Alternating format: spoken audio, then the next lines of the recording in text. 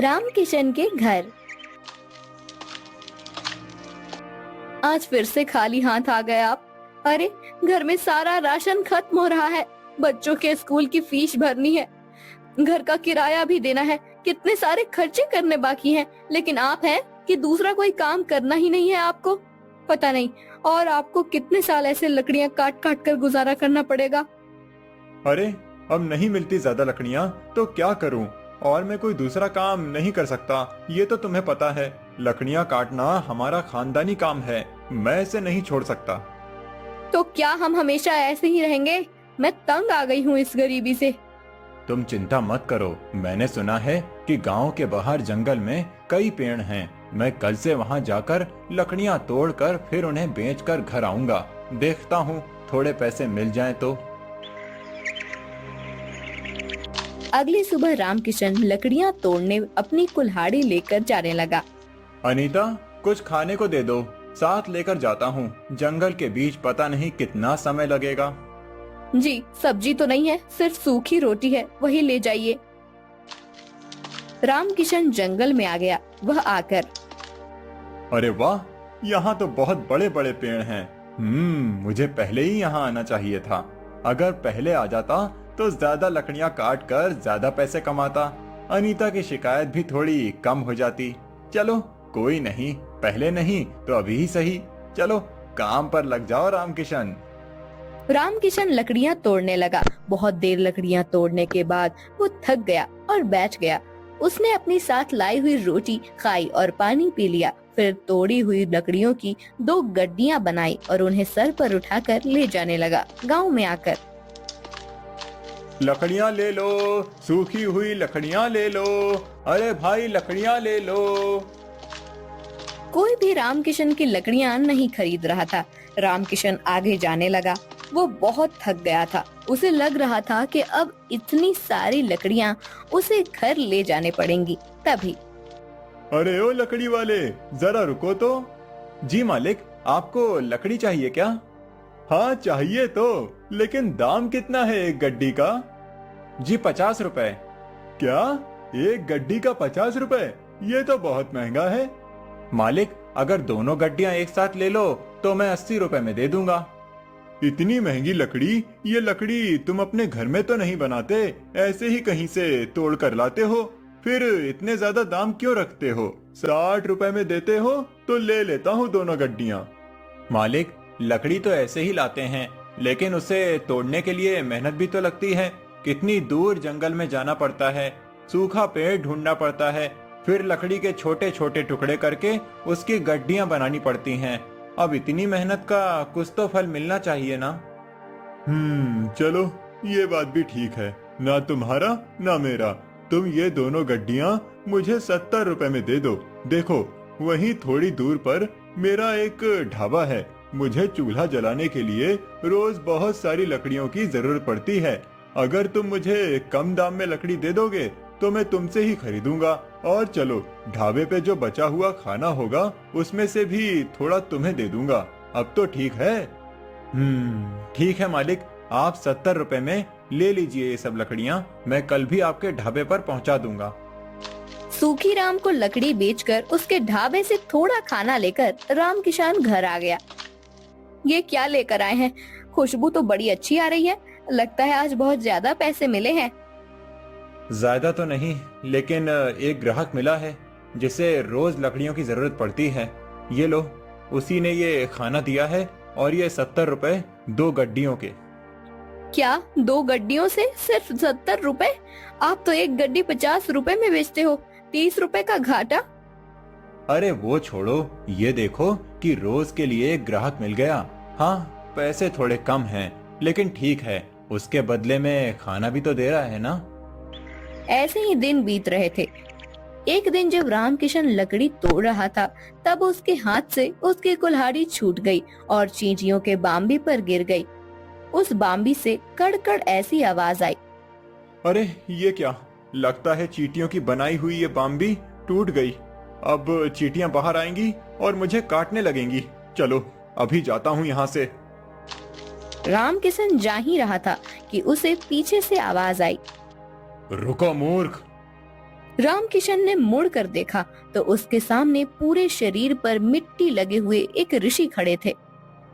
मूर्ख, तूने मेरी बरसों की आराधना को तोड़ दिया है। मुझे माफ कर देना ऋषिवर, मेरे हाथ से ये गलती से कुल्हाड़ी छूट गई और इस छत्ते पर जाकर गिरी। मुझे लगा कि अब ये चींटियां बाहर आकर मुझे काट लेंगी, इसीलिए मैं भाग रहा था। तुझे क्षमा नहीं, दंड मिलेगा। मैं तुझे श्राप देता हूँ कि तू अभी के अभी एक कौवा बन जाए। नहीं नहीं ऋषिवर, मुझे ऐसा श्राप मत दीजिए। मेरे घर पर मेरी बीवी बच्चे हैं, अगर मैं कौवा बन गया तो उनका क्या होगा? क्रोध में आकर मेरे मुख से तुम्हारे लिए ये श्राप निकल गया। अब मैं उसे वापस नहीं ले सकता, लेकिन तुम्हें उसका निवारण बता सकता हूँ। जब भी किसी पुण्य आत्मा के हाथ से तुम खाना खाओगे, तब तुम अपने असली रूप में आ जाओगे। लेकिन ऋषिवर, आप भी तो पुण्य आत्मा हैं। मैं एक ऋषि हूँ। तुम्हें एक ऐसा पुण्य आत्मा ढूंढना है जो बिना किसी स्वार्थ के छोटे से छोटे जीव के प्रति जीव दया रखे। ऋषि के श्राप की वजह से रामकिशन कौवा बन गया। कौवा बनते ही रामकिशन हवा में उड़ने लगा। हे भगवान, ये सब क्या हो गया? अब मुझे कहाँ मिलेगी ऐसी पुण्य आत्मा? रामकिशन उड़ते हुए एक नदी के किनारे पहुंचा। वहां उसने देखा कि कुछ लोग काव काव ऐसे बोलकर कौवे को बुला रहे थे। उनके सामने खाने की चीजें रखी थी। अरे वाह, लगता है ये लोग कौवे को बुलाकर खाना खिला रहे हैं। चलो जाकर देखता हूँ, शायद इनमें से ही कोई वो पुण्य आत्मा हो। रामकिशन वहां आकर थाली में रखा हुआ खाना खाने लगा। अरे ये क्या, इन लोगों ने तो खुद मुझे बुलाया था। वैसे तो लोग कौवे को देखकर उड़ा देते हैं। मैंने तो यहाँ खाना खा लिया, लेकिन फिर भी मैं कौवा ही बना हूँ। चलो कहीं और जाकर देखना पड़ेगा। रामकिशन वहां से उड़कर आगे जाने लगा। आगे जाकर रामकिशन सूखी राम के ढाबे के पास चला गया। अरे मैं कितना बुद्धू हूँ। सूखी राम तो रोज मेरे और मेरे परिवार के लिए खाना देता है, तो उससे बड़ी पुण्य आत्मा तो कोई और हो ही नहीं सकता। देखता हूँ कि कब सूखी राम बाहर आकर खाना डालता है। उसके हाथों का खाना खाकर तो मैं तुरंत ही फिर से इंसान बन जाऊंगा। रामकिशन वहीं एक पेड़ के टहनी पर बैठकर इंतजार करने लगा। कुछ देर के बाद सूखी राम हाथ में कुछ थालियां लेकर आया और उसने उन थालियों को बाहर धोने के लिए रख दिया। सूखी राम के जाते ही रामकिशन ने वहां आकर थाली में बचा हुआ खाना खा लिया, लेकिन फिर भी वो वैसे के वैसे ही था। रामकिशन उड़ते उड़ते ऋषि के पास आया और ऋषिवर, आपने तो कहा था कि मुझे ऐसी पुण्य आत्मा ढूंढना है जो किसी भी जीव के प्रति जीव दया रखे। आज मुझे नदी के किनारे कुछ लोग दिखे जो कौवे को बुला बुलाकर खाना दे रहे थे। मैंने उनके पास जाकर उनकी थाली में से खाना खा लिया। फिर मैं सूखी राम के ढाबे पर गया। सूखी राम तो मुझे रोज खाना देता है। वो सारी थालियां पंछी, कुत्ते, बिल्लियों के लिए रख देता है। मैंने उसकी हाथ की थाली से भी खाना खा लिया, फिर भी मैं इंसान क्यों नहीं बना? बेटा, तुम जिन लोगों के बारे में बात कर रहे हो, उन दोनों के दिलों में स्वार्थ की भावना थी। पहले तुम नदी तट पर गए। वहां के लोग उनके किसी परिजन की आत्मा की शांति के लिए श्राद्ध कर्म कर रहे थे। उसमें उनका स्वार्थ था कि उन्हें पितृदोष ना लगे। वहीं सुखी राम कुत्ते, बिल्ली और पंछियों को जो खाना छोड़ता है, वो बाकी लोगों की खाई हुई थाली में बचा हुआ होता है। अगर सुखी राम के मन में जीव दया होती तो वो उनके लिए अलग से थाली बनाकर रखता। इसीलिए वो दोनों भी पुण्य आत्मा नहीं हो सकते। तुम्हें और खोज करनी होगी। ऋषि की बात समझकर रामकिशन फिर से पुण्य आत्मा की खोज में उड़ने लगा। गांव से बहुत दूर उसे एक छोटा सा झोपड़ा दिखाई दिया। झोपड़े के छत पर जाकर बैठ गया। उसने देखा कि उस झोपड़े के आंगन में पानी और अनाज की छोटी छोटी कटोरियां रखी हुई थी। तभी उसे कुछ आवाज सुनाई दी। अरे, ये आप क्या कर रहे हैं जी? यहाँ तो हमारे खाने के लाले पड़े हैं और आप ये रोज रोज पंछियों के लिए अनाज के दाने रख रहे हैं। घर में सिर्फ 4 मुट्ठी चावल थे, उसमें से आप 2 मुट्ठी इन कटोरियों में रख दिए। अब हम क्या खाएंगे? मुझे पता है कि घर में अनाज नहीं बचा है, लेकिन जब खुद का पेट भरा हुआ हो तब भूखे को खाना खिलाने में क्या मजा है। असली इंसानियत तो वो है जब हम खुद आधे पेट रहें और भूखे का पेट भरने में मदद करें। लेकिन हम ही क्यों जी, दुनिया में करोड़ों लोग हैं, वो भी इन पक्षी और जानवरों के बारे में सोच सकते हैं। एक हमने ही ठेका नहीं ले रखा है। अगर हर कोई यही सोचे तो इस दुनिया में इंसानियत का नामो निशान मिट जाएगा। एक बात बताओ, ये पंछी जानवर गांव और शहर में क्यों आते हैं? क्योंकि हम इंसानों ने इनके रहने खाने की जगह छीन ली है। पहाड़ तोड़कर, जंगल काटकर, नदी तालाबों को पीछे हटाकर वहाँ पर सड़कें, ऊंची ऊंची इमारतें बना दी। पेड़ काटते समय किसी ने भी ये नहीं सोचा कि इन पेड़ों पर पंछियों का बसेरा होगा। पेड़ों पर लगने वाले फलों से भूख मिटाते होंगे। सबको सिर्फ अपनी तरक्की चाहिए, फिर चाहे किसी का घर ही टूट जाए। लेकिन मैं ऐसा नहीं सोचता। कुदरत ने जितना हक हमको दिया है यहाँ रहने का, उतना ही उन सभी जीवों को भी दिया है। हमारा क्या है, हम तो बूढ़े हो गए हैं, पता नहीं और कितनी जिंदगी बाकी है। लेकिन जब तक जिंदा हैं, तब तक इन्हें खाना खिलाकर संतोष मिलेगा मुझे। ऐसा कहकर दादा अनाज खाते हुए पंछियों को प्यार से निहारने लगे। रामकिशन भी नीचे आकर उनके रखे हुए एक कटोरी से खाना खाने लगा। अनाज का एक दाना उसके मुंह में जाते ही रामकिशन पहले जैसा बन गया, उसे ऐसे अचानक देखकर। अरे ये क्या, कौन हो तुम और ऐसे अचानक कैसे प्रकट हो गए? आप सच में एक पुण्य आत्मा हैं। मैं आपको सब बताता हूँ। पहले मैं आपका धन्यवाद करना चाहता हूँ। आपकी वजह से मैं असली रूप में आ गया। आपका बहुत बहुत धन्यवाद। फिर रामकिशन ने रिसीवर वाली सारी कहानी दादाजी को बताई। ऐसी कोई बात नहीं बेटा, मैं तो सिर्फ अपना कर्म कर रहा हूँ। नहीं बाबा, आप नहीं जानते कि आपने मुझ पर कितने उपकार किए हैं। आपके दिल में सच में बहुत जीव दया है। रामकिशन खुश होकर अपने घर आ गया। उस दिन के बाद रामकिशन बहुत मेहनत करके तरक्की करने लगा। धीरे धीरे उसके अच्छे दिन आ गए।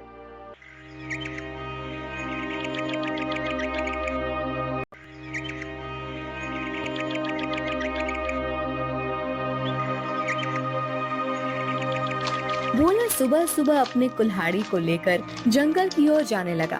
भोला रोज लकड़ियां तोड़कर लाता और गांव में जाकर बेचता। जो भी थोड़े पैसे मिलते उससे जैसे तैसे अपना पेट भरता। उस दिन जब भोला लकड़ी काटने गया, उसने देखा कि बहुत सारे पेड़ पहले से ही कटे हुए हैं। फिर अरे ये क्या, लगता है आज कलुआ मुझसे पहले आकर लकड़ियां तोड़कर चला गया। वैसे भी कलुआ को तो मुझसे बहुत ज्यादा लकड़ियों की जरूरत होती है, इसीलिए आया होगा। चलो अब जंगल के और अंदर जाना होगा। भोला और अंदर चला गया। उसने देखा कि बीच जंगल में बहुत से पेड़ थे। उन पेड़ों को देखकर, अरे वाह, यहाँ पर तो बहुत सारे पेड़ हैं। अगले 2 महीनों तक भी रोज लकड़ियाँ काटूं तो भी कम नहीं पड़ेंगी। भोले ने पेड़ काटने के लिए कुल्हाड़ी उठाई। तभी उसने देखा कि ऊपर एक बंदरिया अपने नवजात बच्चे के साथ उस पेड़ पर बैठकर फल खा रही थी। वो बंदरिया इतने प्यार से अपने बच्चे को पकड़कर बैठी थी कि उनका प्यार देखकर भोला रुक गया। ये क्या करने जा रहा था मैं? अगर मैंने ये पेड़ काट दिया, माँ बंदरिया और उसके बच्चे का घर टूट जाएगा। नहीं, मुझे ऐसा नहीं करना चाहिए। शायद इस पेड़ पर बहुत सारे फल हैं, इसीलिए ये बंदरिया यहाँ रहती होगी। चलो मैं कोई ऐसा पेड़ काटता हूँ जिस पर किसी जानवर या पंछी का घर ना हो। भोला और आगे चला गया। उसने अपनी जरूरत के अनुसार लकड़ियाँ काटी और उन्हें बेचने चला गया। ऐसे ही दिन बीतते रहते हैं। भोला रोज उस बंदरिया और उसके बच्चे को देखता। कभी कभी भोला बंदरिया को खिलाने के लिए घर से रोटी भी ले आता। एक दिन जब भोला लकड़ी काटने गया, तब उसने देखा कलुआ उसी पेड़ पर कुल्हाड़ी चला रहा था जिस पेड़ पर उस बंदरिया रहती थी। कलुआ को उस पेड़ को काटते देख, अरे कलुआ, ये क्या कर रहे हो? ये कैसा सवाल है? भगवान ने आंखों की जगह बटन लगाकर भेजा है क्या? दिखाई नहीं देता? लकड़ी काट रहा हूँ। वो तो मैं देख रहा हूँ कलुआ, लेकिन इस पेड़ की लकड़ी क्यों काट रहे हो? किसी और पेड़ की लकड़ी काटो। पेड़ पर देखो, एक बंदरिया का घर है, उसके साथ उसके नवजात शिशु भी हैं कलुआ।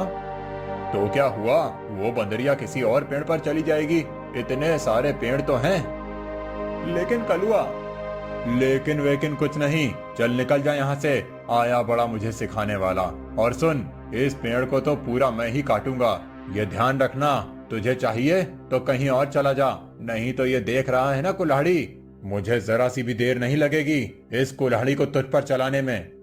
कलुआ पेड़ काटने लगा। भोला बेचारा चाह कर भी कुछ नहीं कर पाया और आगे चला गया।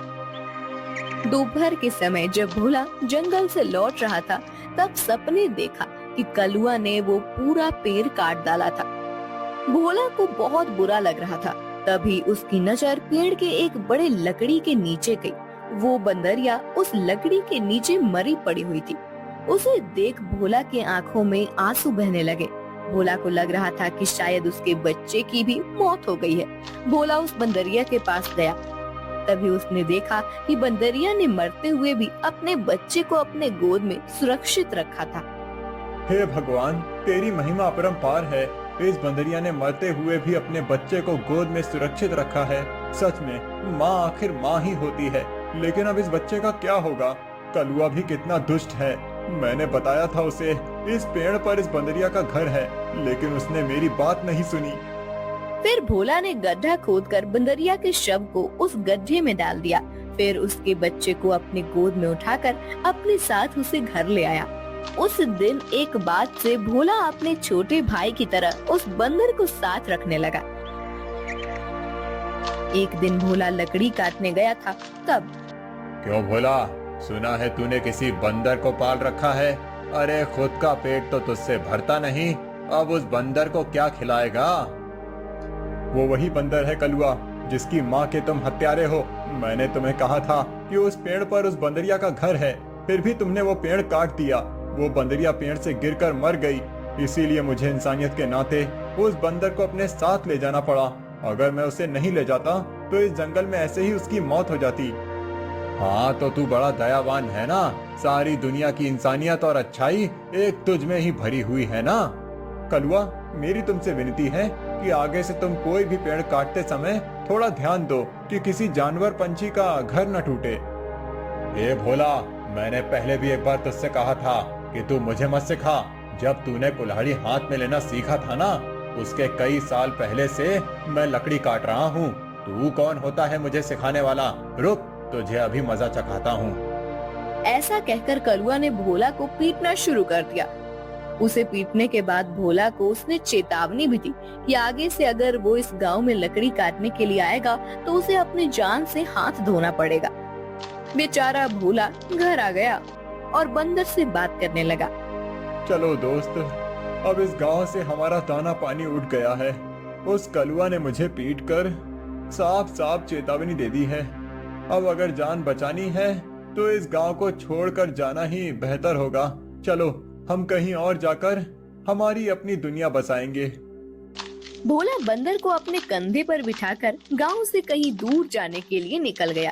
दिन बीत रहे थे और भोला दर बदर भटकते हुए काम की तलाश कर रहा था। ना तो उसे काम मिल रहा था और ना उसके रहने का कोई ठिकाना था। जैसे तैसे अपने लिए और बंदर के लिए वो एक वक्त का खाना जुटा पा रहा था। एक दिन ऐसे ही वो थक कर एक पेड़ के नीचे बैठा हुआ था। बंदर उसकी गोद में सोया हुआ था। तभी वहाँ एक योगी बाबा आए। प्रणाम योगी बाबा। कल्याण हो पुत्र, एक बात बताओ, तुम इस बंदर को ऐसे गोद में लेकर क्यों बैठे हो? बाबा, इसने अपनी माँ को खो दिया है। इसका इस दुनिया में कोई नहीं है, इसीलिए मैं इसे अपने साथ अपने घर ले आया था। लेकिन हमारे गांव के एक गुंडे की वजह से मुझे गांव छोड़ना पड़ा।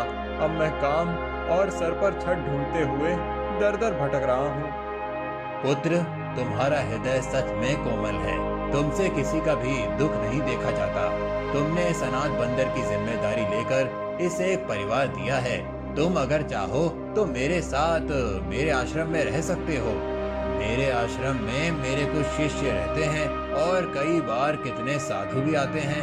उनके भोजन और रहने की व्यवस्था की जिम्मेदारी अगर तुम उठाओ तो मुझे बहुत आनंद होगा। ये तो मेरी खुशनसीबी है बाबा।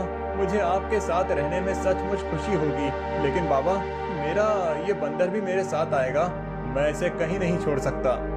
हाँ पुत्र, तुम इसके साथ आ सकते हो। भोला बाबा के साथ उनके आश्रम चला गया। भोला अब योगी बाबा के आश्रम में सफाई, भोजन व्यवस्था, हवन की सामग्री ले आना, बाबा जी के शिष्यों की सहायता करना, ऐसे सारे काम करने लगा। भोला का बंदर हमेशा उसके साथ रहता था। योगी बाबा भोला का काम और उसकी काम के प्रति निष्ठा देखकर खुश थे। बाबा हमेशा अपने बाकी शिष्य और साधुओं से भोला की तारीफ करते थे। बाबा जी का एक शिष्य था मानिक, जो भोला की तारीफ से बहुत जलता था। उसे लगता था कि भोला तो एक साधारण लड़का है, फिर भी बाबा जी उसकी बड़ी तारीफ करते हैं, जबकि मैं इतनी पढ़ाई करता हूँ, वेद पाठ करता हूँ, फिर भी बाबा जी को मेरी कोई अहमियत नहीं है। एक दिन माणिक भैया, ये लीजिए, आपके लिए ये ताजे फल लेकर आया हूँ। भोला, आजकल तुम ज्यादा आलसी हो चुके हो, तुम्हें ज्यादा खाना ना पकाना पड़े, इसीलिए तुम ये फल लेकर आते हो। ऐसी बात नहीं है भैया, वो बाबूजी ने आज सबको फलहार करने को कहा है, इसीलिए मैं फल लेकर आया था। भोला बात कर ही रहा था कि तभी उसका दोस्त बंदर आया और उसने मानिक के फल खा लिए। अरे अरे, ये क्या? अरे संभालो तुम्हारे इस बंदर को, पूरे आश्रम को सर पर उठाकर रखा है। ये बंदर मेरे फल खा गया।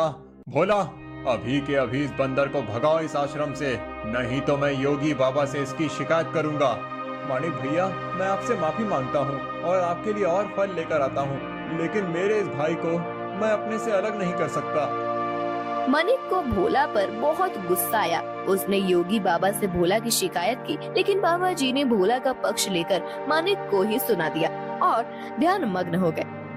आज तो हद हो गई, इसकी वजह से गुरुजी ने मुझे डांटा, इसका कुछ करना ही पड़ेगा, लेकिन इस तरह कि मेरा नाम कहीं ना जाए और इसकी छुट्टी हो जाए। कुछ दिन के बाद योगी बाबा को उस गांव के राजा ने अपने राजमहल में आने का आमंत्रण दिया। योगी बाबा अपने शिष्यों के साथ भोला को लेकर राजमहल चले गए। राजा ने उनकी बड़ी आओ भगत की। 2 दिन राजमहल में रहने के बाद सब आश्रम लौट गए। फिर 2 दिन के बाद राजा अपने कुछ दास और प्रधान के साथ आश्रम आए। क्षमा करें बाबूजी, यहाँ आकर आपको कष्ट दे रहा हूँ, लेकिन बात ही ऐसी है कि मुझे स्वयं आपकी भेंट लेने आना पड़ा। कोई बात नहीं, आपके आने का कारण बताइए। समझ नहीं आ रहा कैसे कहूँ बाबूजी, 2 दिनों से हमारी महारानी का नवलखा हार कहीं गुम हो गया है। समझ नहीं आ रहा कि कहाँ गायब हो गया। साफ साफ बताइए कि आप क्या कहना चाहते हैं। क्या हमारे जाने के बाद से वो हार गुम हुआ है? सच कहूँ तो हाँ। मतलब हम में से किसी ने वो हार चुराया है, ऐसा कहना है आपका? नहीं बाबूजी, मैं आप पर शक करने का पाप नहीं कर सकता, लेकिन महारानी की वजह से मुझे यहाँ पर आना पड़ा। महाराज, आपके यहाँ आने की वजह से मुझे कोई आपत्ति नहीं हुई, लेकिन मैं अपने सारे शिष्यों को अच्छे से जानता हूँ। मेरे शिष्यों में से कोई भी चोरी जैसा पाप नहीं कर सकता। फिर भी अगर आपको तसल्ली ना हो तो आप सबकी तलाश ले सकते हैं। राजा के साथ आए हुए दासों ने सबकी तलाशी ली। तब उन्हें भोला की झोली में वो 9 लखा हार छुपाया हुआ मिला। वो भोला को पकड़कर ले गए। छोड़ो मुझे, मैंने कुछ नहीं किया है। बाबूजी, मैं सच कह रहा हूँ, मैंने चोरी नहीं की। भोला, तुमने चोरी की है? मैं सोच भी नहीं सकता था कि तुम इतनी गिरी हुई हरकत कर सकते हो। नहीं नहीं माणिक भैया, मैं सच कह रहा हूँ, मैंने कुछ नहीं किया। मैंने उस हार को देखा भी नहीं था। बाबूजी, ये लड़का रंगे हाथों पकड़ा गया है। अब मैं कुछ नहीं कर सकता। मुझे इसे सजा दिलाने के लिए महल लेकर जाना होगा। बाबूजी, मुझे बचा लीजिए, मैंने सच में कुछ नहीं किया। आप मुझे जानते हैं, मैं चोरी के बारे में सोच भी नहीं सकता। बुरे से बुरे वक्त में भी मैंने चोरी नहीं की, तो अब क्या करूँगा? मेरा विश्वास कीजिए। राजा के दास भोला को ले जाने लगे। तभी उनके पीछे से आवाज आई, रुकिए, मेरे भाई ने चोरी नहीं की है। सबने पीछे मुड़कर देखा। भोला का बंदर पीछे खड़ा होकर बोल रहा था, महाराज, मेरे भाई ने चोरी नहीं की है। ये हार किसी ने जानबूझकर उसके झोले में डाला है। ये क्या, एक बोलने वाला बंदर? हाँ, मैं एक बोलने वाला बंदर हूँ। मेरे बचपन से लेकर भाई मुझसे बात करते आए हैं। ये रोज मुझसे ढेर सारी बातें करते हैं। उन्हें बोलते हुए देख और उनकी बातें सुनकर ही मैंने बोलना सीखा है। मैं दावे के साथ कह सकता हूँ, मेरे भाई ने चोरी नहीं की है। अच्छा, तो तुम दावे के साथ कह रहे हो, तो तुम्हें ये भी पता होगा कि ये हार जानबूझकर इसकी झोली में किसने डाला। हाँ, मुझे पता है, इस माणिक ने मेरे भाई के झोले में वो हार डाल दिया था। क्या तुम सच बोल रहे हो? नहीं नहीं बाबूजी, ये झूठ बोल रहा है। मैंने सच में चोरी नहीं की है। तुम्हारी लड़खड़ाती हुई जुबान ने सब सच कह दिया है माणिक। मैं कभी सोच ही नहीं सकता था कि तुम ऐसा करोगे। सच सच बताओ, तुमने चोरी क्यों की और उसका इल्जाम बेचारे भोला पर डालकर क्या करना चाहते थे तुम? मानिक ने अपनी जलन के बारे में सब सच सच बाबा जी को बता दिया। महारानी के हार की चोरी के जुर्म में मानिक को पकड़ लिया गया। फिर भोला, तुम्हारा ये बंदर सच में बड़े काम का है। ये हमारे राज्य की बड़ी मदद कर सकता है। मैं चाहता हूँ कि तुम इसके साथ हमारे राज्य के गुप्तचर बन जाओ और हमारे शत्रुओं की गतिविधियों पर नजर रखो।